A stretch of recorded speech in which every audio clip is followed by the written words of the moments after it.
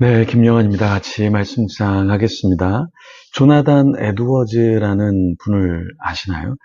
제가 몇 번 언급을 했었는데, 조나단 에드워즈는 신학자이면서 목회자였습니다. 아주 뛰어난 연구하는 목회자였는데요.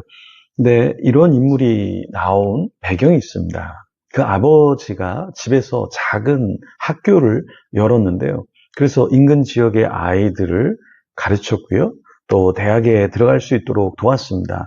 그런 가정에서 자라다 보니까 조나단 에드워즈도 역시 잘 배우고 그런 아버지 밑에서 어떤 신학과 목회자적인 자질을 갖게 되었겠죠. 한 인물이 나올 때 그냥 갑자기 나오는 것이 아니라 그 주위의 사람들, 부모님의 영향, 또 함께하는 사람들의 영향을 받을 수밖에 없는 거죠.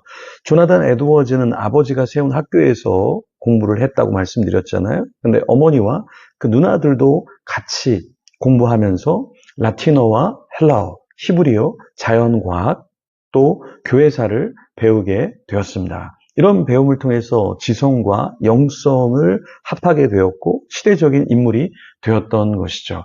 우리가 학교만 보내는 것, 그것도 좋지만 학교에서 또 가정에서 교회에서 신앙적인 인물로 자랄 수 있게 하는 것, 그것이 굉장히 중요합니다. 그러니까 지성과 영성을 결합해야지 너무 지성만 이렇게 추구한다고 해도 영적인 영성이 없다 보면 별로 시대적인 영향을 주지 못하고 그냥 자기만 똑똑하고 자기만 잘 사는 그런 길로 갈 수 있다라는 것이죠. 저희가 수요 밤별 기도회를 할 때 청년들이 와서 같이 예배를 드렸는데요. 그때 기도하는 중에 우리 청년들을 위해서 기도합시다. 또 부모 세대들을 위해서 기도하지만 청년들을 위해서 기도할 때 제가 이런 이야기를 나눴어요. 공부도 중요하고 알바도 중요하고 직장도 중요하지만 이 청년의 때에 영성을 갖고 하나님을 사랑하는 마음을 갖고 살아가는 것이 무엇보다 더 중요하다. 그래서 같이 기도하는 시간을 가졌습니다. 오늘 본문을 통해서 우리는 어떻게 살아가야 될까 좀 더 같이 고민하면 좋겠습니다. 그래서 잘 되는 집, 잘 되는 공동체가 되는 그런 경험을 하는 저와 여러분이 되기를 소망합니다. 오늘 본문의 19절과 20절입니다. 그러므로 형제들아 우리가 예수의 피를 힘입어 성소에 들어갈 담력을 얻었나니 그 길은 우리를 위하여 휘장 가운데로 열어 놓으신 새로운 살 길이요 휘장은 곧 그의 육체니라. 믿는 자는 어떻게 성소에 들어갈 담력을 얻었다고 했죠? 19절에 보니까 예수님의 피를 힘입어 성소에 들어갈 담력을 얻었다. 그러니까 우리의 힘이 아니라 예수님의 보혈로 말미암아 우리가 성소, 지성소 안으로 들어갈 수 있다라는 것이죠. 그런데 이 길은 우리에게 열어놓으신 새로운 살 길이다라는 거예요.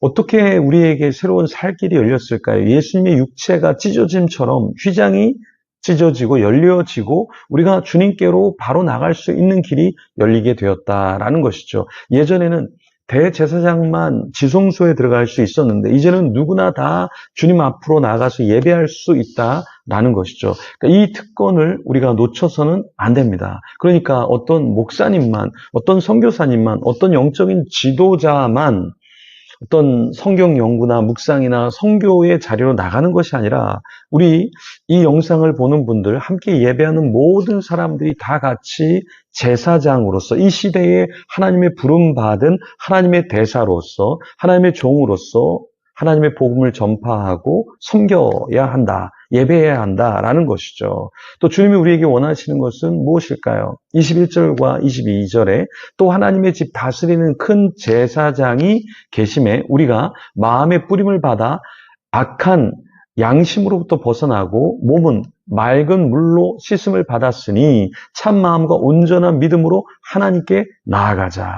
자, 우리가 하나님께 나아가자 하는데 어떠한 상태로 나아가자 말하고 있습니까? 악한 양심으로부터 벗어나고 몸은 맑은 물로 씻음을 받았으니 참 마음과 온전한 믿음으로 하나님께 나아가자 이렇게 이야기하고 있어요. 그러니까 우리가 그냥 하나님께 나아가는 것이 아니라 우리 자신을 돌아보면서 더러운 것은 씻고 우리의 몸도 맑은 물로 씻어서 주님께 나아가자라고 이야기하고 있습니다. 이제 12월 달인데요. 1월 달 첫 주 감사 예배를 드립니다. 첫 주 예배 때 우리가 성찬식을 하려고 하는데요.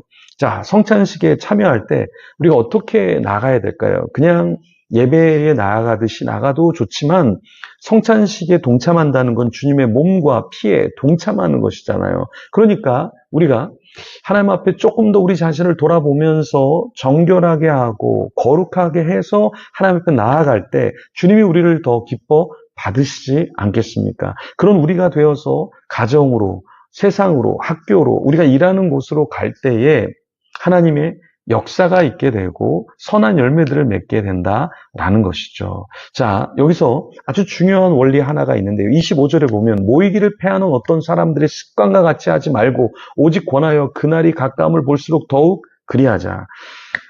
예전에는 너무 교회 중심적으로 사람들이 모였어요. 그래서 새벽 예배도 하고 기도회도 하고 교회를 수시로 들락날락했어요. 근데 요즘에는 너무 교회를 안 와요. 교회 모임을 하자 그러면 주말만 가면 되지, 주일만 가면 되지, 무슨 주중에도 너무 광신자처럼 하지 말자. 그래서 지금은 이단들은 너무 자주 모이는데 정통 교회의 사람들은 주중에 교회를 오지 않아요.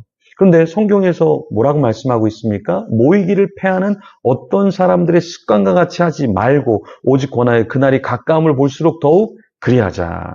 우리가 연말에 12월 30일, 31일, 1일 또 1월 2일 우리가 홀리나잇 집회를 합니다. 모이기를 우리가 힘써서 기도하고 예배하기를 원하는 것은 말세가 가까울수록 시대가 타락할수록 어려울수록 우리가 모여서 하나님 앞에 예배하고 하나님 앞에서 우리가 깨어 있어야겠죠.